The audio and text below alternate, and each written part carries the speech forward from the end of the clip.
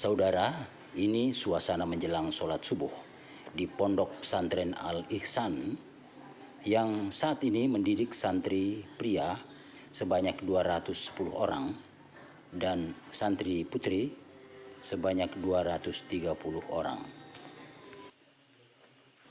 Pondok pesantren ini berada di Kelurahan Panang, Kecamatan Lili Riaja, Kabupaten Sopeng, sekitar 7 km dari pusat kota Watan Sopeng.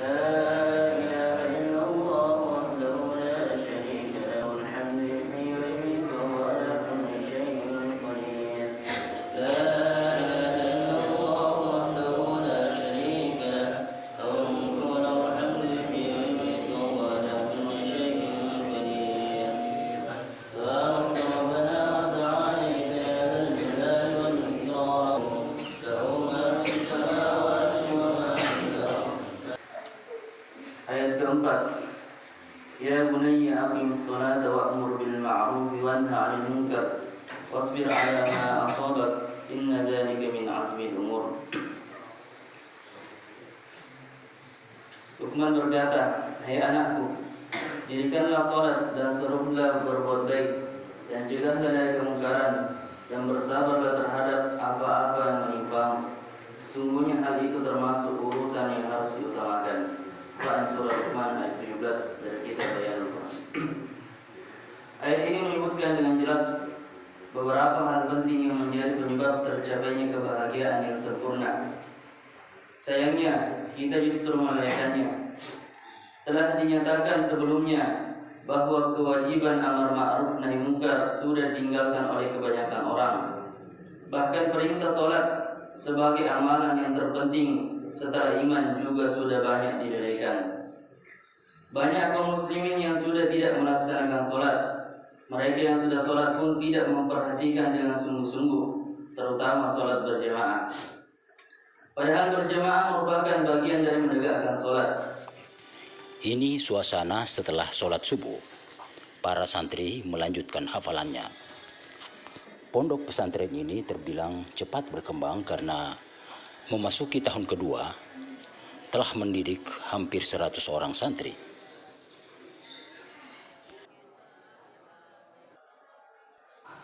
Setiap santri wajib mengikuti program hafal Quran yang pada umumnya dilaksanakan setelah sholat subuh dan sholat isya.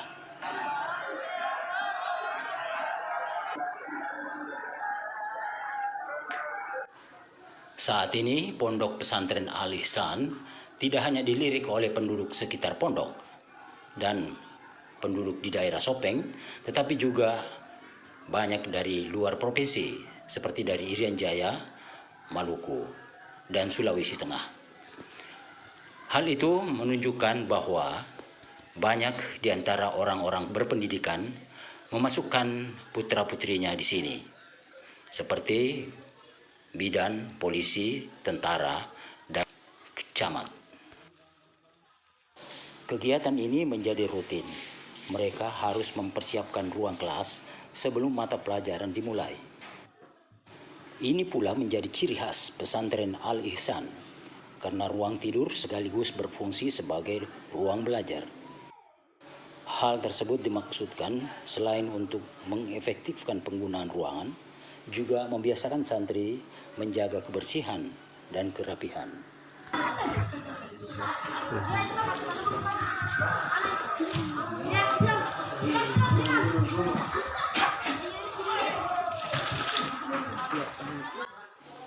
Para santri mengerti kata filosofi gotong royong.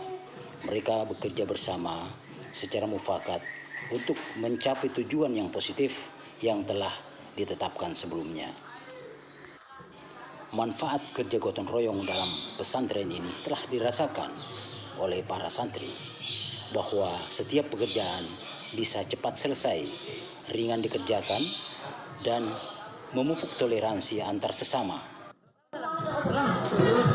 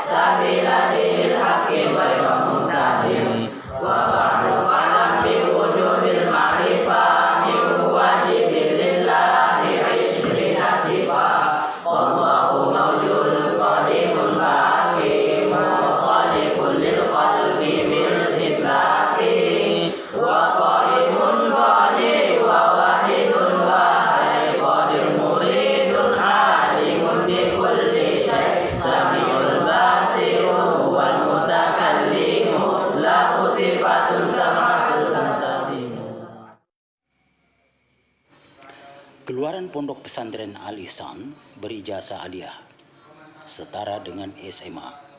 Para santri diharapkan tidak hanya mampu menghafal Al-Quran 30 juz, tetapi juga menjadi dai dan mubalik.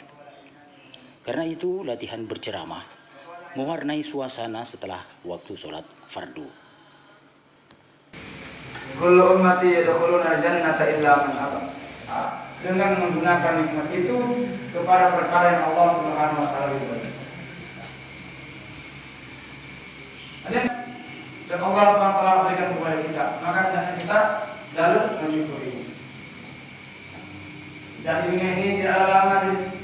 Nabi katakan dalam sabdanya yang artinya umur umatku, kata Nabi, 60 sampai 70 tahun akan mulai dari Allah Subhanahu wa taala. Mungkin saja Allah Subhanahu wa taala masih ingin melihat kita menjadi hamba yang lebih baik lagi. Hingga Allah Subhanahu wa taala tambahkan daripada kita.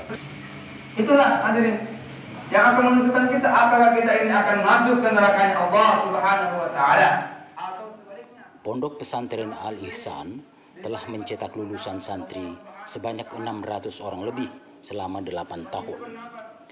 Ketua Yayasan Haji Lahamide mengatakan, banyak lulusan pondok ini menjadi tenaga pengajar di beberapa pesantren, termasuk beberapa di antara mereka mengajar di pesantren Al-Ihsan.